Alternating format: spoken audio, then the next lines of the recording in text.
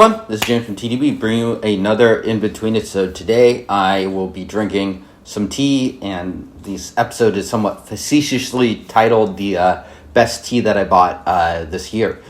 And it's a little bit facetious. I mostly just want to bring this tea on. It's a tea that I have bought recently. I bought 2 cakes of this. Bought these through Emilio over at the Jade Leaf.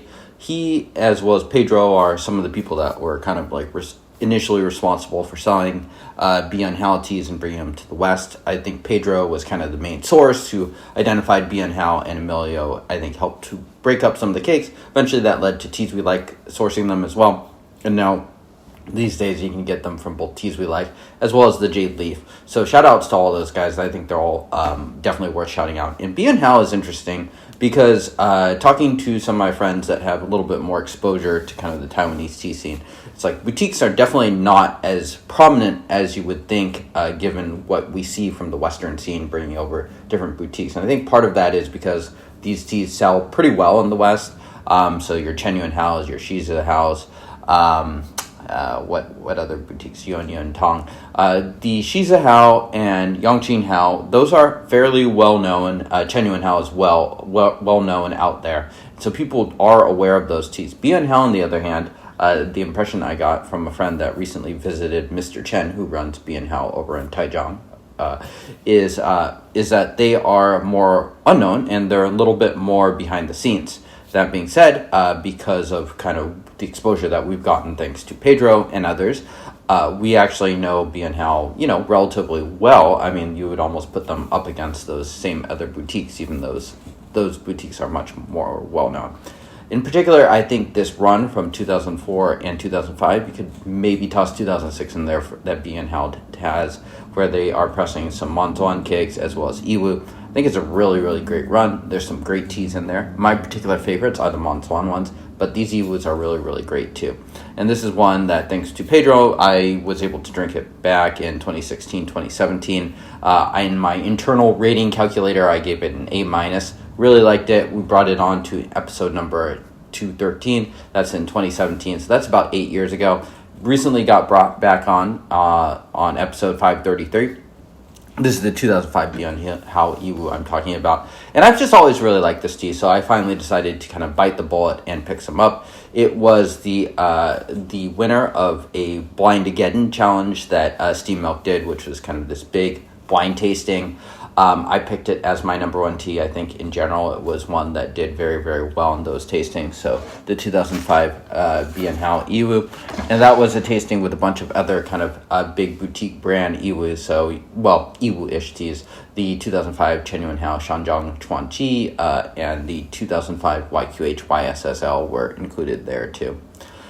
So yeah, that's a lot of different background on this tea. I just really like the tea, so here I am bringing it on, showing you my cake that has these nice little tea stains on it. Have not gone through too much of my cake, and again, this is a 500-gram chonker, so calculate those dollar per grams and use that as a way to justify it. And it's kind of in that price range where you only have, well, unless you have a lot of money, you only have so many shots at buying cakes that are kind of in this $500, $600 range. And I think this is definitely one worth consideration if you are a fan of kind of like these boutique Yiwus. At this point, this tea is 20 years old. Crazy.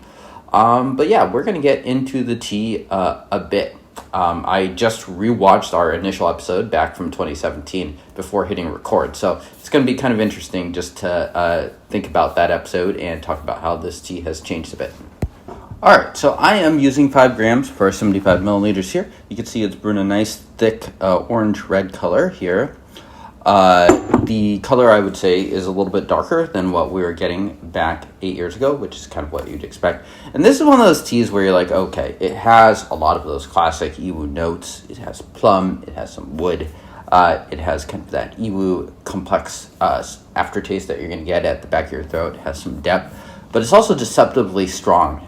This tea, actually, I had it with a friend, and I had the Chen Guang Hetang Menghai Yeshang from 2005 that I like quite a bit, too. And this tea kind of just, rolled that tea over. So it's kind of interesting. It kind of is the difference between a very good tea and a tea that is perhaps a little bit beyond that very good. So yeah, really dark plum wood. It hits all my spots. I love these kind of like darker Yiwu notes once they kind of get beyond those initial aging phases. So this is very nice. Cheers.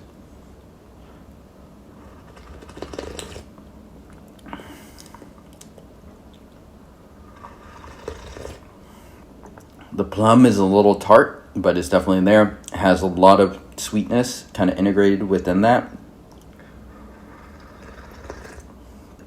Some resin as well. Yeah, dark plums, wood, just really, really classic. Paying attention to how it lingers. It's nice and juicy. Yeah, and it just has it just feels big and substantive going down too. So really, really nice in that sense. I'm just going to do a couple of this too. I mean, this tea is real solid. So, split a cake with some friends, tried to go into Discord and barter your way for a piece of it, buy a quarter cake if that is available. In my opinion, the Monswans from 2004 is also a really good one. That might be, I think I prefer that even versus this tea, but they're both really good. Biyun Hao seems to specialize in that area, Monswan and Yiwu, to perhaps some slightly lesser extent. He has a disproportionate amount of Monswan pressings, and I really like quite a bit of them. Those are perhaps a little bit simpler than this, but they are...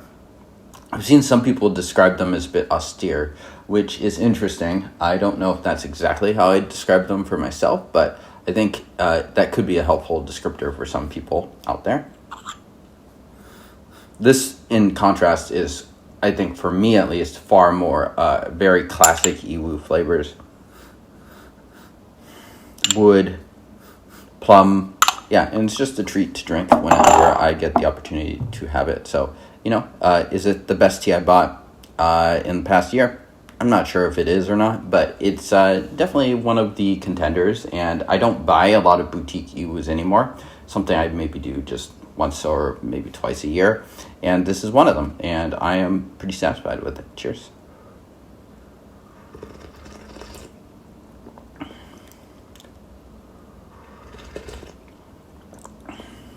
Yeah, I mean, the thing that I am picking up on this time is there's a lot of texture going on as well with this. It has kind of like slightly silkiness to it, but it still is not too delicate of a tea too, so it manages to combine that strength with the kind of interesting textural experience.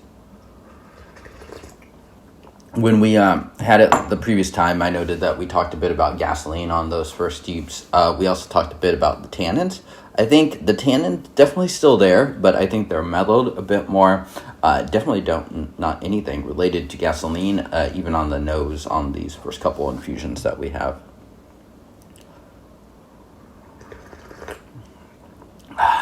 Yeah, it just has a great depth to it too. Yeah, I mean, this is a good example of something where it's not necessarily all about the flavors. In my opinion, it's not necessarily all about the body feel either. It's about like the aftertaste and things like that, and the way it coats your mouth, and just kind of the collective experience. Those things don't not matter, but they also aren't the entirety of the tea. So yeah, I will be curious to see how this tea ages because it's strong, but in very particular ways. I think in contrast, something like a factory tea has a much more straightforward aging path. This, on the other hand, is really powerful, but in somewhat different ways than those teas.